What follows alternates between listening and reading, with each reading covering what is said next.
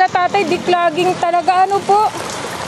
Para kahit mabilis ang pag-subside ng tubig. Tayo na may bantay dito, kahit isang barangay na. Oo, para walang isipin mo yan, daming basura.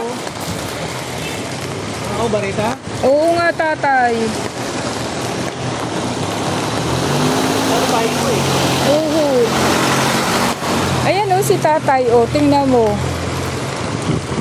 Doon po sa may banda ron doon sa may amin, tinanggalan ko rin nabara mga plastic, kaya hindi na daloy. Yes yan. Mukha ng Barita, inalis ko. Inalis mo po kasi nakasara Sarado, may nagdaloy. Kaya mahina ang daloy, para yun, may chinilas. Babara ulit iyan.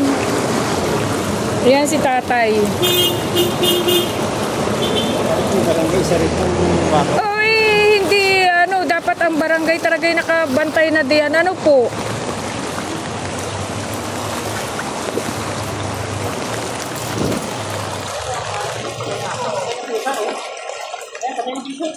Kaya nga, kawawa naman. Kaya nga. Wala. Aso po siya. Dapat malaki-laki tatay na plastic. Takot ako. Si tatay nagtatanggal ng dapat pala declogging. Nag-declogging ako doon sa may lugar namin. Huh? Kawawa naman yung pusa. Pusa? Oo. Kawawa naman. Bilis ko lang yan. Tinanggal ni tatay yung dapat declogging para mabilis. Kahit doon sa may amin, nagtanggal ako ng plastic. Isang plastic bag din. Puro plastic. Pati pampers.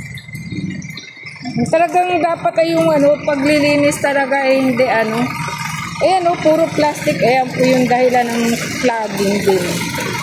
Ayan si tatay, napaka may edad na yan, pero ganun siya ka concern dun sa environment. Lahat ng plastic, ayan, may pusa pa. Ayan, kawawa naman. Baka ito si